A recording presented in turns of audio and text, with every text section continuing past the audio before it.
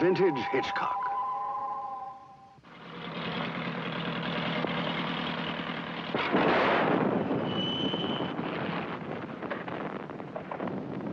Robert! Hang on, I'm coming.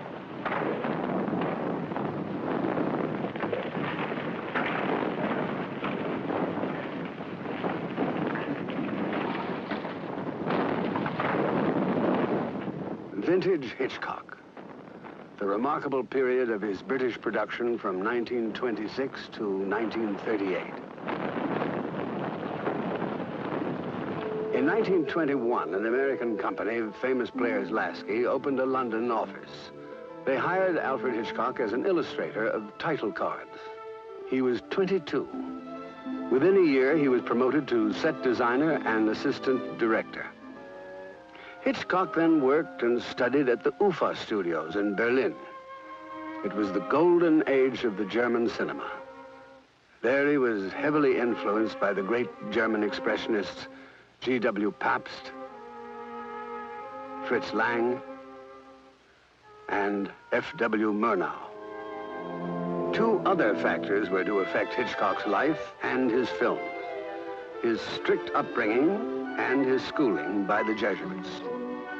These experiences left him with a fear of authority and punishment, which would dominate his filmmaking for the rest of his life.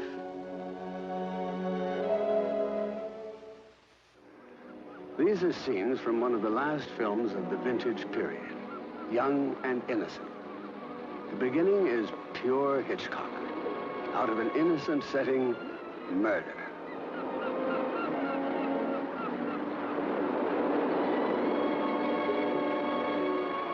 A woman strangled with the belt of a raincoat.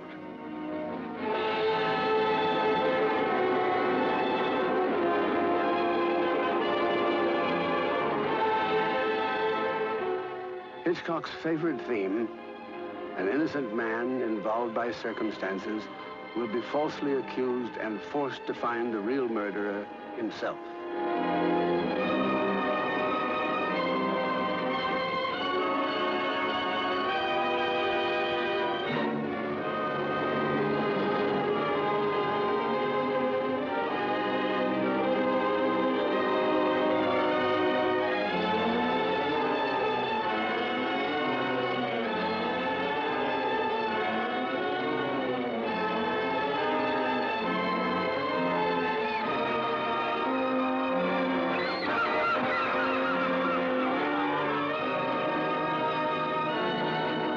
Once in danger, the Hitchcock hero invariably finds a pretty young ally. At first, she resists, but sooner or later, she will be won over. Taught me how to drive. My father's chief constable. Can't you understand? I'm on their side. I feel like a shy bride. Gave you the coat? I told you, some fella. But can't you remember what he looked like? Yes, he blinked. What do you mean, blink? How do you mean? Like his... The search for the blinking man leads to the crowded floor of a hotel ballroom. Haven't you seen anyone with a twitch yet? too many people. You must find him. Well, I can't ask them all if they twitches come on. Working with a storyboard, Hitchcock plans his pictures down to the smallest detail. Every camera angle and movement is determined before the first day of shooting. Now this scene, one incredible continuous camera shot, required 2 days to make. No one can like the drummer man. Every man who plays in the band is wonderful too. I've got to give credit where credit is due. But when it comes to make that music pop, make you give it all it's got, I'm right here to tell you, mister, no one can like the drummer man.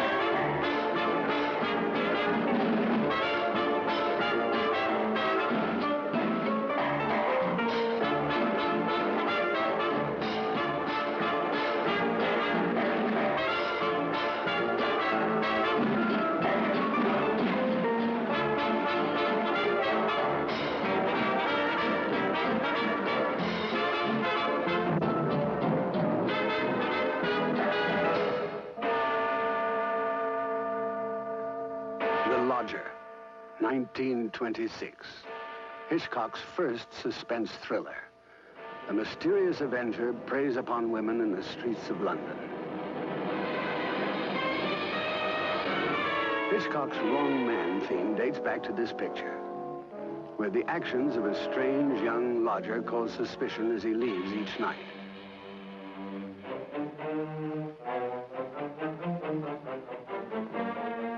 Circumstantial evidence leads to the lodger's arrest, and then to the earliest Hitchcock chase.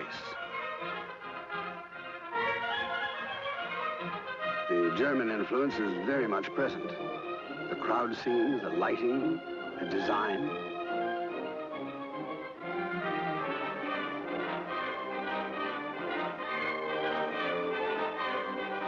Ivor Novello, as the lodger, was the first in a long line of Hitchcock heroes to be hunted and persecuted before their innocence was established.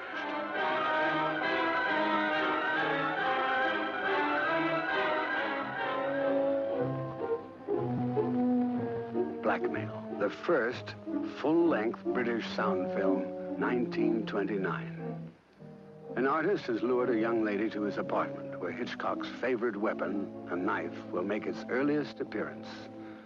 The knife will be used again in Sabotage, The 39 Steps, Psycho, Torn Curtain, and a variation in Dial M for Murder.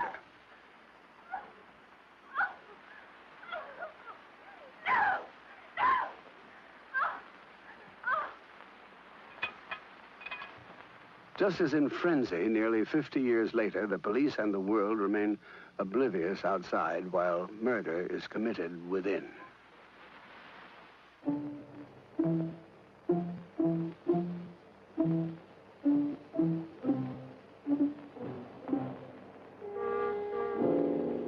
The girl leaves, thinking she's been unobserved. But there has been a witness who will threaten her with blackmail.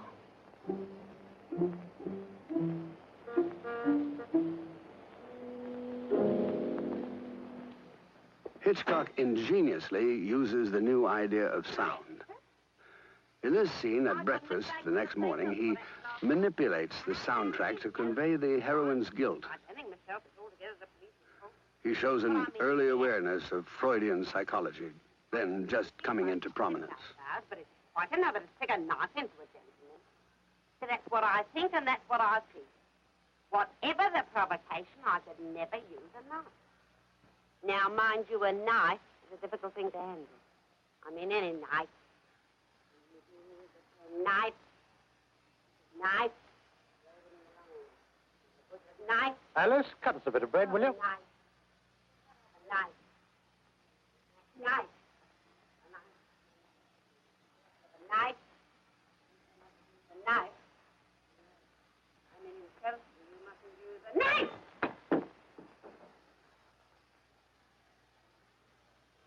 Yeah, you would have been more careful. Might have cut somebody with that.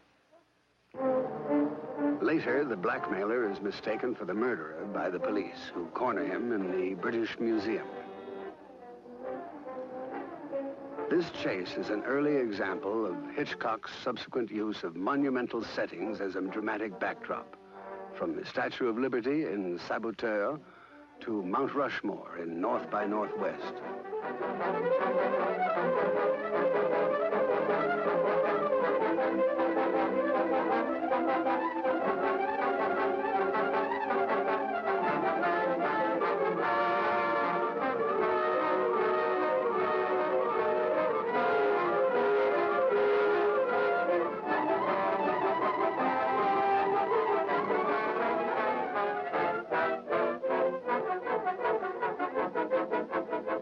Hitchcock did not always make suspense thrillers.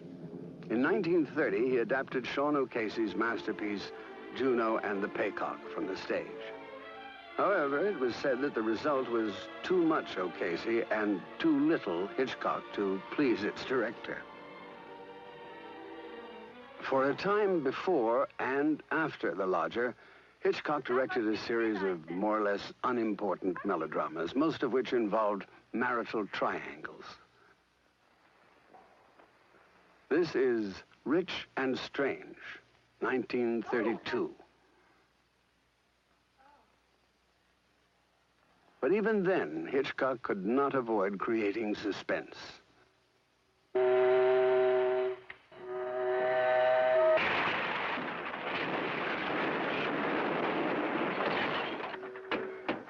Why can't you open this door, you fool?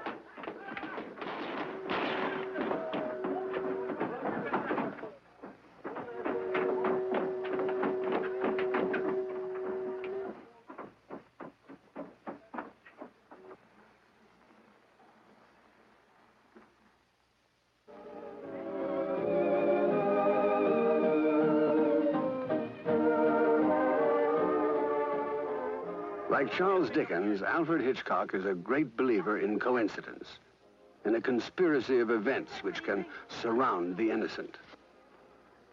In the 1934 version of The Man Who Knew Too Much, the hero, his wife, and his daughter are about to be caught in a spider web. Been fireproof?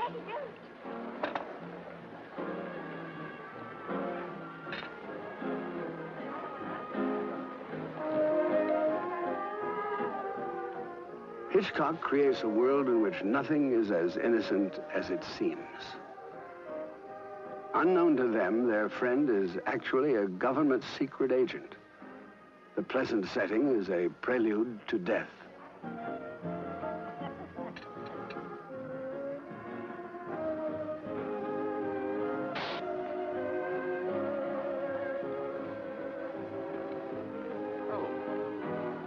Look.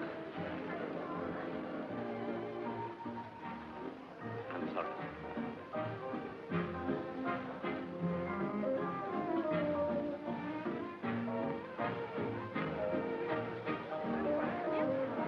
Quick. Tell Bob. Maroon and brush in my room. Take it to the British consul. Or to Gibson. You. Don't breathe. Don't breathe a word to anyone. Again, Hitchcock's favorite theme. Involved by circumstance, in this case, the kidnapping of his daughter, the innocent bystander is forced to find the real murderer himself.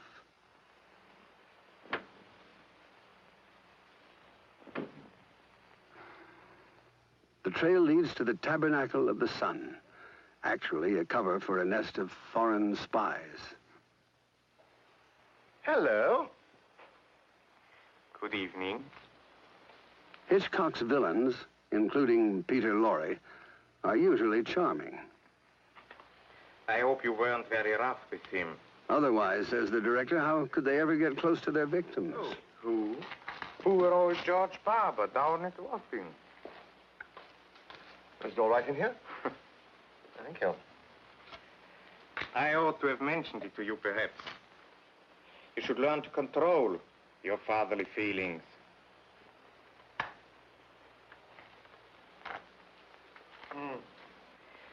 Collected our brother's little offering yet? Have you? Oh, sir, I forgot. Pardon me. Dangerous. The most familiar of all the Hitchcock trademarks is the brief cameo appearance he makes in almost all of his pictures. An annoyed subway passenger in Blackmail. A frustrated photographer in Young and Innocent. A passerby in The Lady Vanishes. Or a litterbug in The 39 Steps.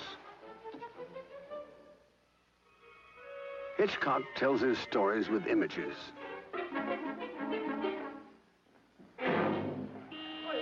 Sabotage, 1936, adapted from Joseph Conrad's Secret Agent.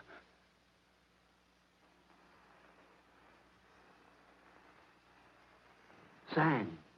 Hitchcock visually links the sudden blackout of London with the introduction of another soft-spoken villain, Oscar Homolka.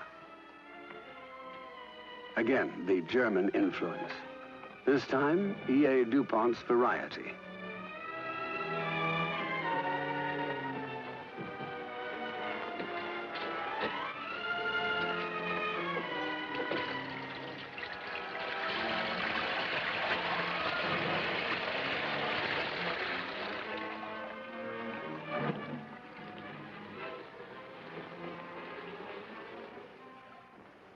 mean, hurry up. You might be late. Don't forget it's got to be there by 1:30 at the latest. Hitchcock made a basic error in Sabotage.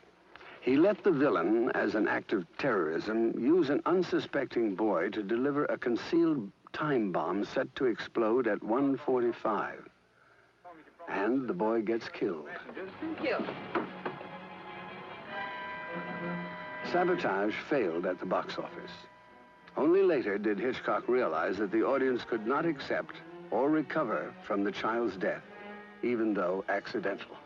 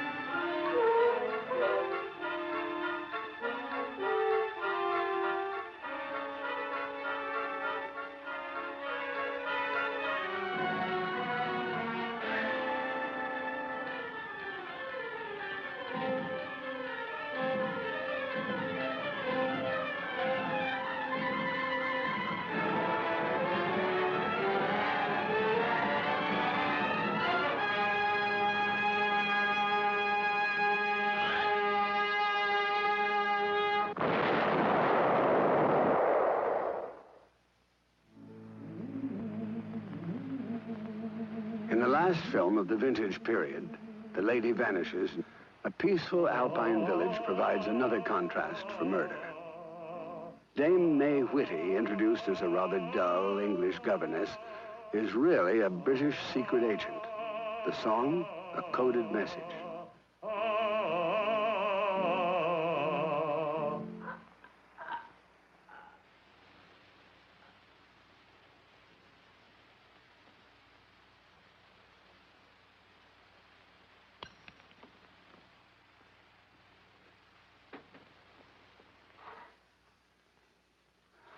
The next day, she makes the acquaintance of a young lady aboard the train. I don't think we've introduced ourselves. My name's Iris Henderson. I'm going home to be married. Really? Oh, how very exciting. I do hope you'll be happy. Thank you. You'll have children, won't you? They make such a difference. I always think it's being with kiddies so much that's made me, if I may say so, young for my age. I'm a governess, you know. My name's Roy.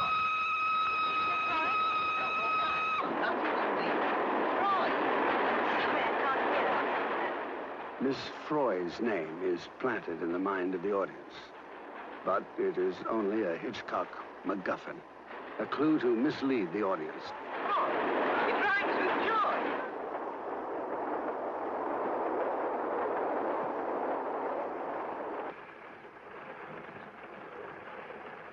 If I were you, I'd try and get a little sleep. It'll make you feel quite well again. There's a most intriguing acrostic in The Needlewoman. I'm going to try and unravel it before you wake up.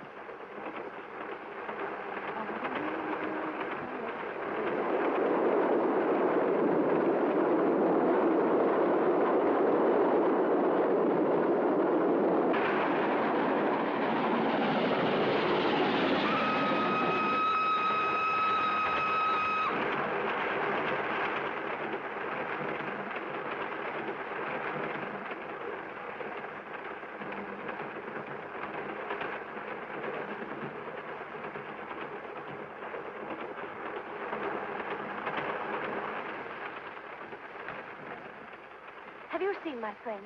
No? My friend, where is she?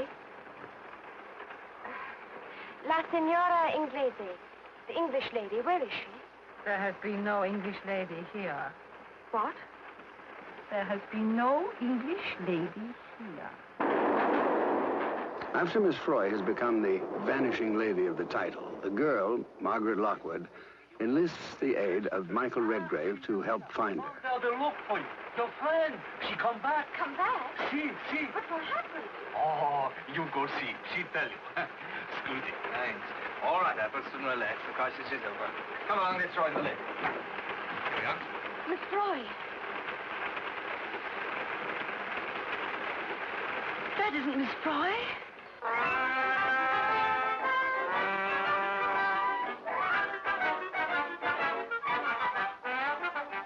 The 39 Steps, 1935. The most successful film of all the pre-war period opens in a London music hall. Ladies and gentlemen, with your kind attention and permission, I have the honor of presenting to you one of the most remarkable men in the world. Ask him your questions, and he will answer you fully and freely. Mr. Memory. I also add, ladies and gentlemen, before retiring, that Mr. Memory has left his brain to the British Museum.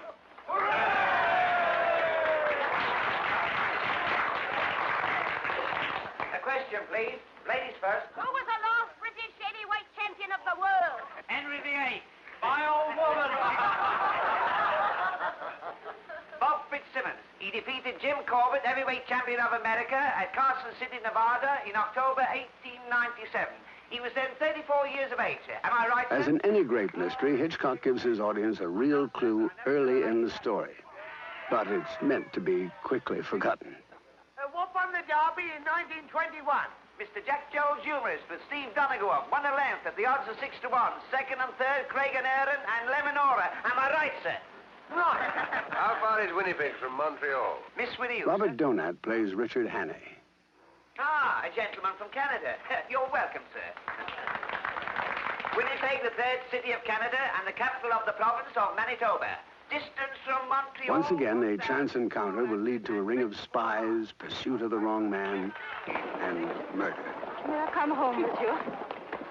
What's the idea? Well, I like to. Well, it's your funeral. Come on, then, there's a bus.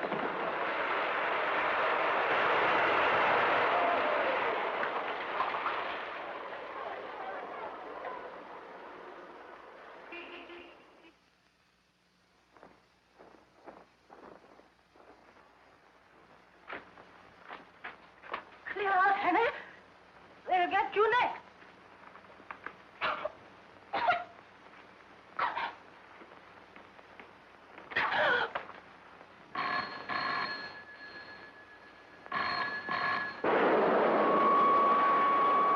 Running from the foreign agents and suspected by the police, Hannay has only a map of Scotland and the puzzling phrase, the 39 steps, to clear his name.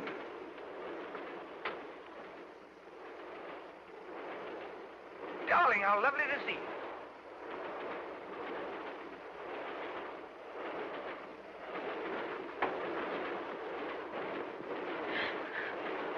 I was desperate. I'm terribly sorry. I had to do it. Look here.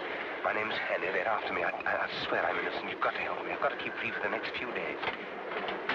Well, you've seen a man passing in the last few minutes. This is the man you want, I think. He escapes, and the chase is on to Scotland. There he goes.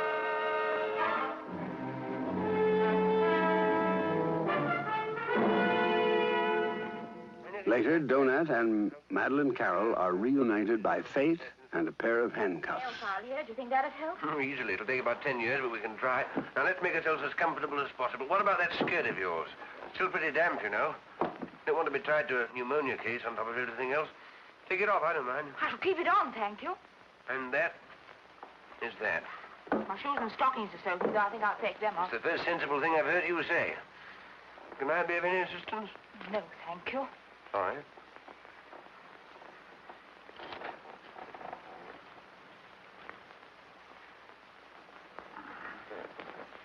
Here, hold this. Oh, yes.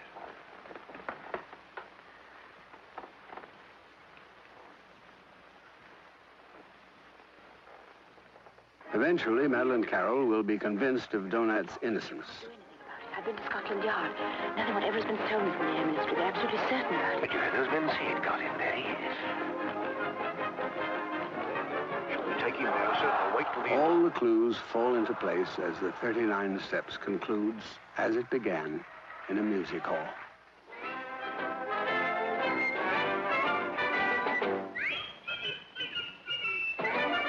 Hear that tune? It's that damn thing I couldn't get out of my head. Now I know where I heard it before. Of course, that music hall. Annabella's... Ladies and gentlemen, with your kind attention and permission, I have now the honor to present to you one of the most remarkable men in the world. It's the same little man. Every day he commits to memory 50 new facts and remembers every one of them. Facts from history, from geography, from newspapers, from scientific textbooks. Millions and millions of them down to the smallest detail. Test him, ladies and gentlemen. Ask him any question. I've got it. Of course there are no papers missing.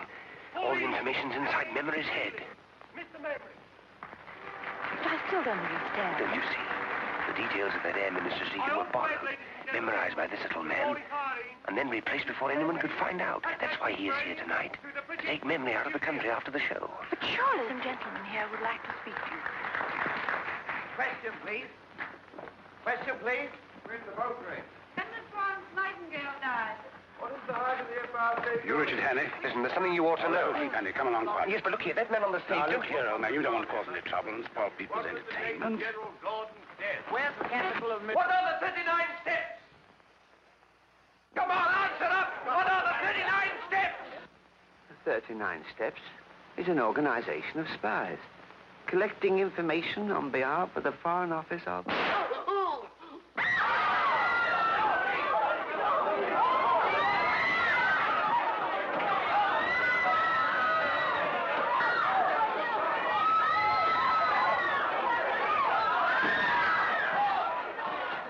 These vintage years and the films he made then served as a wellspring from which Hitchcock continued to draw throughout his entire career.